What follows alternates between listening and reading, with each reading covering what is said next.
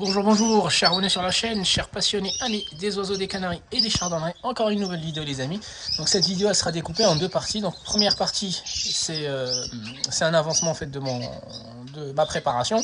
Et puis deuxième partie on va aborder en fait quelques sujets qui sont d'actualité sur les réseaux sociaux. Donc là je voulais partager avec vous avant le nettoyage. Donc aujourd'hui c'est une journée grand nettoyage, donc je dois laver les grilles, je dois changer les papiers, je dois aussi laver et nettoyer les perchoirs ainsi que les cloisons. Et c'est qu'à partir d'aujourd'hui que je mettrai en place les râteliers pour la charpie. Donc à savoir que l'année dernière on avait placé les nids si vous vous rappelez. Donc je vais vous montrer en fait l'état des nids. Donc est-ce qu'il y a eu des oiseaux qui ont été grattés, des couples qui ont été grattés dans leur nid. Donc on va les découvrir tous les quatre. Et puis courant de la semaine j'ai mis un peu de charpie. Donc j'ai mélangé de la charpie blanche avec la noire, histoire d'éveiller un peu la curiosité des couples les amis. Donc on va aller regarder. Donc vous voyez très bien que certains ils ont bien joué avec la charpie. Donc ceux-là par exemple il n'y a plus de charpie, donc ils l'ont prise, ils ont joué avec. Ceux-là aussi, ceux-là un peu moins. Donc ceux-là un peu moins, mais on va aller regarder en fait les nids pour découvrir en fait quel couple, comme j'ai travaillé toute la semaine donc j'ai pas pu les observer, on va aller regarder quel couple a été gratté dans le nid et quel couple en fait il a été dans son nid les amis. À tout de suite. Donc du coup ça c'est le premier couple.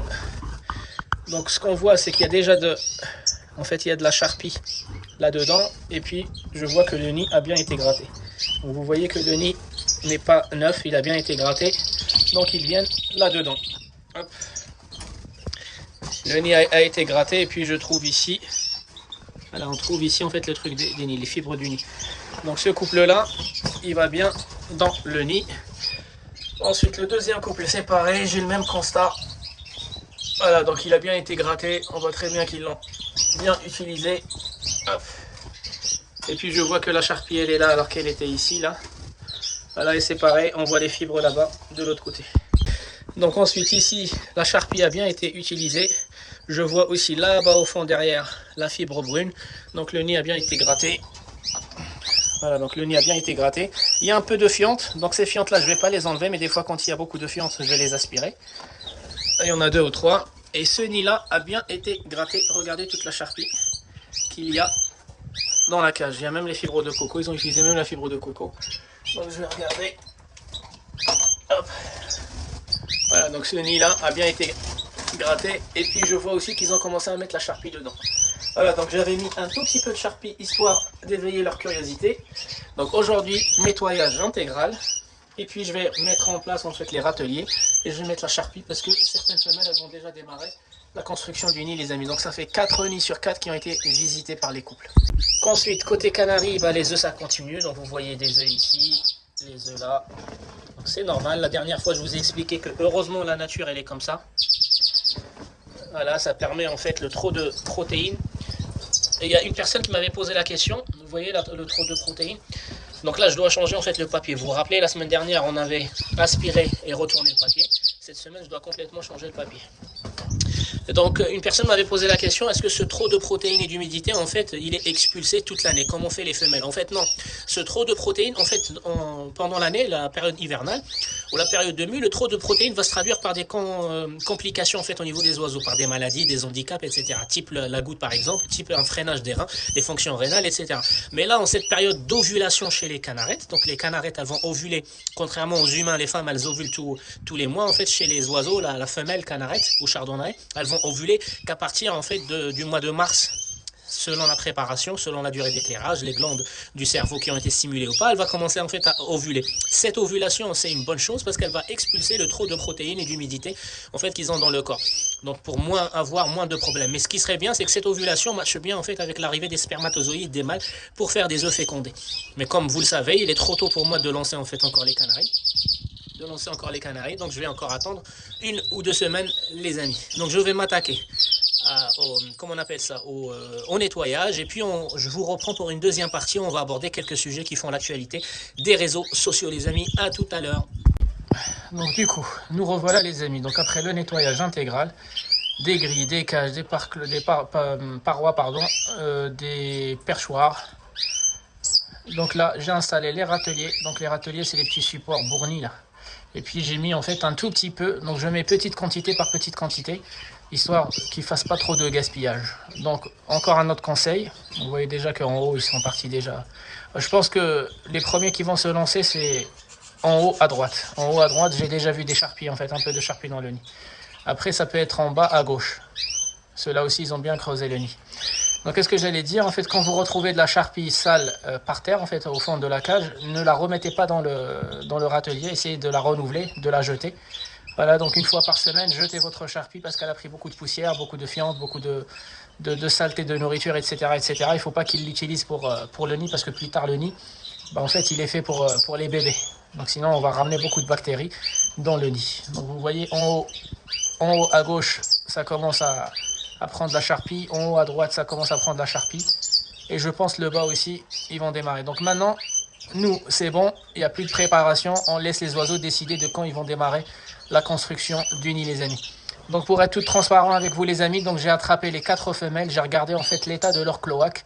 Et donc du coup, c'est pour ça que je sais qu'en bas à gauche et en haut à droite, c'est les premières qui vont pondre parce qu'elles ont déjà la plaque incubatrice qui est tracée, plus le cloaque qui est vraiment bien prononcé et qui est bien ouvert. Donc je pense que ces 2 femelles, elles seront les premières à pondre, les amis.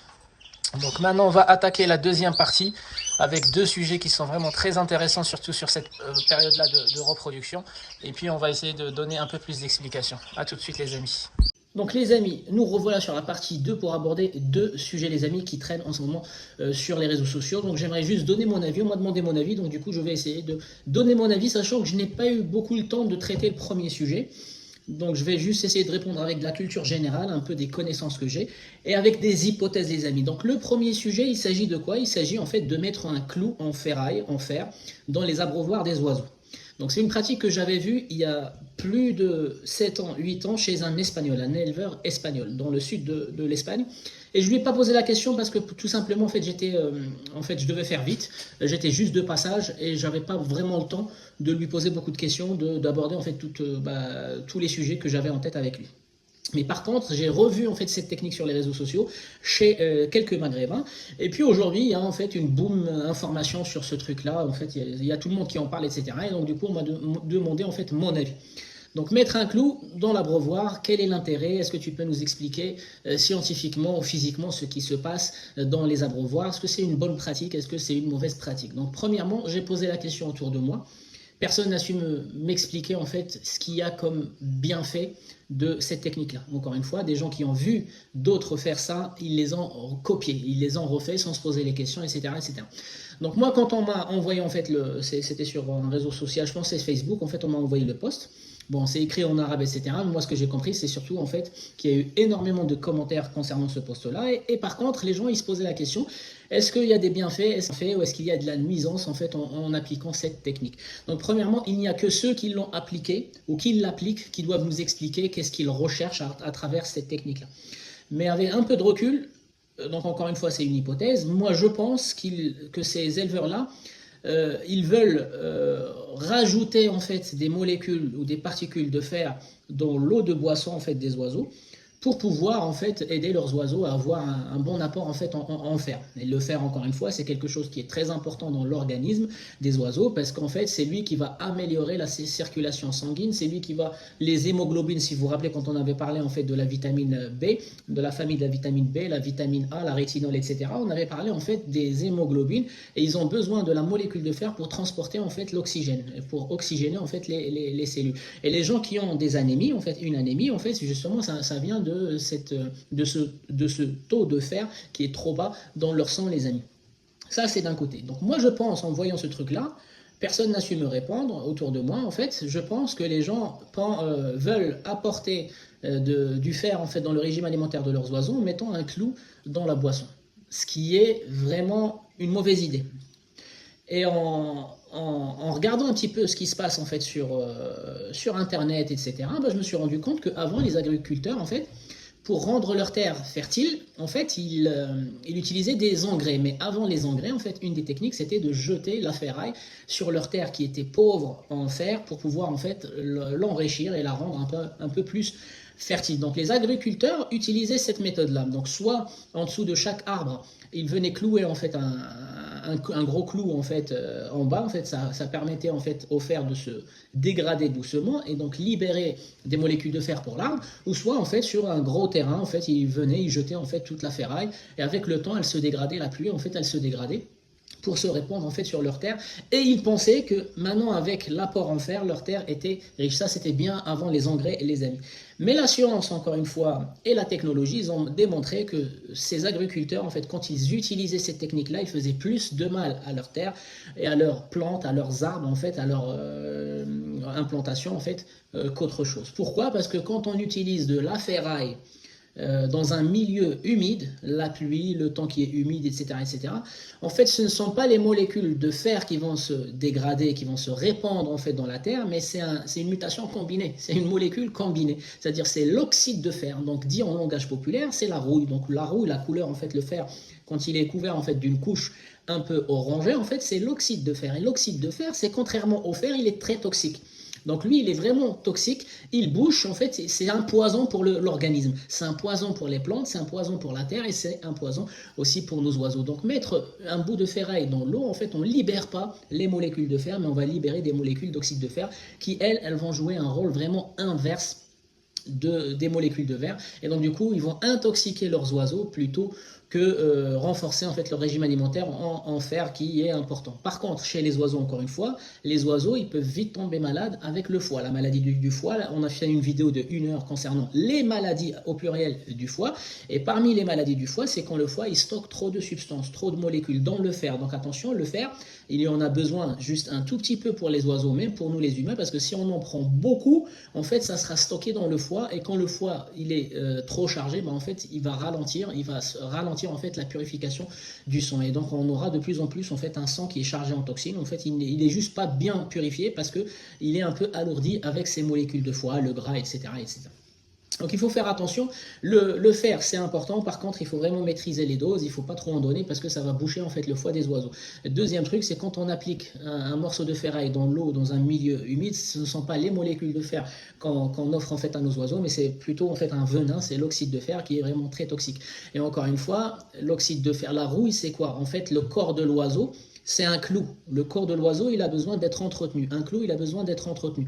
Donc, pour entretenir un clou, on va utiliser des produits chimiques qui vont, de la peinture, qui va en fait le protéger de la rouille. Le corps d'un oiseau, c'est pareil. On va utiliser des vitamines. Les vitamines, elles ont toutes une seule particularité qui est commune.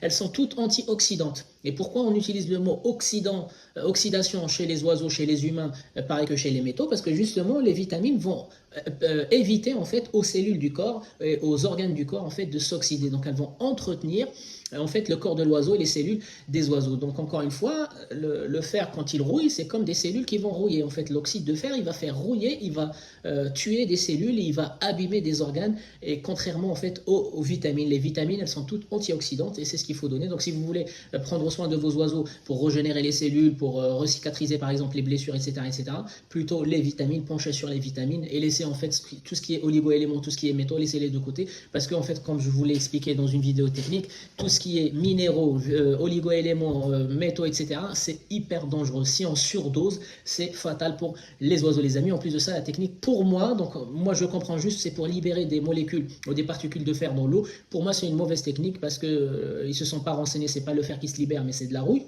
Et en plus de ça, il y a beaucoup plus de méthodes naturelles en fait pour le faire. Le fer par exemple, c'est les plantes. L'ortie, c'est riche en fer.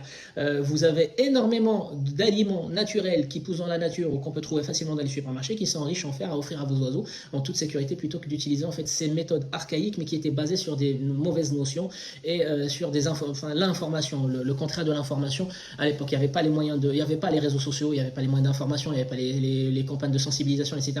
Donc forcément, les agriculteurs ou les anciens éleveurs, ils ont fait énormément d'erreurs, les amis, profitant de ce qu'on partage pour comprendre. Donc si vous voyez quelqu'un qui applique ça, essayez de lui poser la question, quel est l'intérêt? Quel est l'intérêt? Parce qu'à ce jour-là, on ne comprend toujours pas l'intérêt en fait, de cette pratique qui devient de plus en plus répandue, sans aucun argument. En fait, on ne comprend toujours pas pourquoi les éleveurs le font. Donc pour moi, c'est pour apporter du fer, mais je peux me tromper, ça reste encore une hypothèse. Donc c'est pour ça que j'ai construit cette réponse, j'ai anticipé cette réponse sous forme en fait, d'une hypothèse. Donc si c'est pour le faire, je vous ai dit ce que je pensais du fer.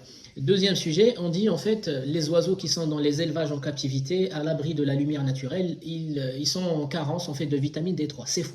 Comme je vous ai expliqué, c'est fou. En fait, dans les vidéos techniques, quand on a parlé du derme, de l'hypoderme, etc., en fait, je vous ai parlé que la vitamine D3, elle est fabriquée au niveau de cette première couche. La première couche qui fabrique la mélanine, c'est elle qui va fabriquer ce qu'on appelle les caroténocytes. Les caroténocytes, ce sont des cellules qui donnent l'élasticité à notre peau et c'est elles qui vont fabriquer la mélanine qui sera absorbée par la plume et c'est même ces mêmes cellules qui vont fabriquer la vitamine D3, mais à condition d'être agressées par les UVA, les UVB, il y a d'autres UV. Donc les UV qui sont dans la nature, c'est une sorte d'UV qui sont complets. Mais chez nous, là où je suis, il n'y a pas de soleil qui me touche, mais il y a des UV. Pourquoi? Parce qu'il faut comprendre que les UV, ce n'est pas qu'un éclairage en fait. Les UV, il y en a partout. C'est comme vous prenez une balle de tennis dans une chambre et vous allez la taper contre un mur. Qu'est-ce qu'elle va faire? Elle va faire des rebonds. Elle va taper dans les rebonds. Les UV, c'est pareil. Les UV il y a de la réflexion des UV partout. Donc les UV, quand ils descendent en fait du ciel ou du soleil, en fait, ils vont rebondir sur toutes sortes d'objets. Plus l'objet il vire un peu vers les couleurs claires et plus il est réfracteur, c'est-à-dire il va renvoyer les ondes avec une bonne force et plus les objets ils sont de couleur sombre, plus ils vont absorber un peu de ce qu'on appelle en fait la couleur. En fait, la couleur c'est un effet optique. On voit la couleur des objets, c'est parce que soit ils reflètent beaucoup de lumière, soit ils reflètent moins de lumière. Et parmi la lumière qu'ils reflètent, il y a les ondes ultraviolets, les amis. Donc les UV, il y en a partout. Quand on est à l'ombre, il y a de l'UV. C'est juste que la puissance de l'UV, elle est un peu comment on appelle ça, moins agressive. Et dans les ampoules, il y a aussi des sortes d'UV. On ne trouve pas les mêmes UV complets, les ondes complètes en fait de la nature, parce qu'encore une fois, la lumière naturelle, c'est celle qui est le plus complète, de l'infrarouge jusqu'aux ultraviolets. Mais par contre, dans les ampoules, dans les halogènes, dans les LED, etc., il y a toujours en fait de l'UV, mais qui est vraiment très très faible. Et ça suffit largement pour faire, en fait, pour exciter ou plutôt agresser en fait l'oiseau. Lui, il ne reçoit pas les UV directement dans sa peau. Vous avez bien compris qu'un oiseau, il est couvert par un manteau plumaire qui joue plusieurs rôles. Il va réguler sa température, il va le protéger contre la poussière, il fait plusieurs rôles, contre le froid, etc., etc. Par contre, l'oiseau, il va fabriquer en fait sa vitamine D3 quand les UV des éclairages, que ce soit industriel ou naturel, donc dans la nature ils vont fabriquer beaucoup de D3 et la vitamine D3 elle est essentielle pour fixer le calcium. Donc tout le calcium qu'on va consommer pendant la période de pente, il sera renforcé par en fait cet apport de calcium par l'éleveur plus les UV de n'importe quel éclairage. C'est juste en fait, il existe des éclairages aujourd'hui chez les, comment on appelle ça, les tortues, chez les lézards, les iguanes, etc. qui ont plus d'ondes et plus de parts de UV que de parts de lumière en fait que nous on recherche pour les oiseaux. Mais tout type en fait d'éclairage comporte une partie en fait des UV. Les UV, il y en a plusieurs. Nous on parle surtout des UVA, des UVB, mais la peau produit de la mélanine et elle produit de la vitamine D3 en fait au contact des UV, toutes sortes d'UV. Donc il y en a dans les salles d'élevage, mais pas assez comme dans la nature, d'où l'importance en fait d'équilibrer un régime alimentaire et aussi en fait c'est pour pas créer des carences un peu partout. Et qu'est-ce que j'allais dire? Donc la vitamine D3 qui est fabriquée au niveau de la peau de l'oiseau, de notre peau, l'oiseau en fait il a une peau qui est couverte des plumes, elle est protégée, donc elle ne sera jamais agressée par la lumière naturelle quand ils sont en fait dehors dans la nature ou par les éclairages dans la salle. Mais par contre ils ont quand même deux zones qui sont stratégiques, qui vont réguler la température aussi. Donc je parle de la matrice et le bec, ils font le même rôle, les pattes et les ongles, les amis. Donc c'est pareil, donc les pattes de l'oiseau fabriquent de la mélanine, fabriquent de la vitamine D3. Le bec de l'oiseau, c'est pareil, il fabrique de la mélanine, il fabrique aussi de la vitamine D3, exactement comme les plumes. Et donc du coup, les kératinocytes, elles existent sur tout le corps de l'oiseau qui permettent en fait de fabriquer et de la mélanine pendant la période de mue. Donc la mélanine est fabriquée uniquement pendant la période de mue et aussi fabriquer en fait de la vitamine D3 qui sera utilisée dans le process en fait de renforcement du squelette de l'oiseau pour pouvoir en fait lui éviter les carences de calcium pendant la pente ou pendant en fait sa mue, les amis. Donc voilà, donc deux sujets, on a abordé deux sujets qui ont un rapport avec l'actualité d'aujourd'hui. Donc d'un côté c'est ce qui se passe dans les réseaux sociaux avec les photos, avec les vidéos en fait de cette mauvaise pratique, et de l'autre côté en fait la vitamine D3, pourquoi dans les élevages en fait. Et la vitamine D3 vous allez la trouver dans tous les compléments alimentaires, que ce soit en fait les compléments belges, français, allemands, machin, espagnol. Et la vitamine D3 fait partie en fait comme je vous ai expliqué, c'est A, B, C, D, E, K. Voilà, les vitamines que vous allez trouver en fait dans tous les multivitamines que vous achetez industriels, c'est A, B, C, D, E, K. Voilà. Il y en a 6 qui sont vraiment essentielles et chacune, on les a vues, on les a détaillées en fait dans les vidéos. Les amis, c'était Canard du 28, je vous souhaite un bon visionnage et je vous dis à la prochaine vidéo. Ciao, ciao!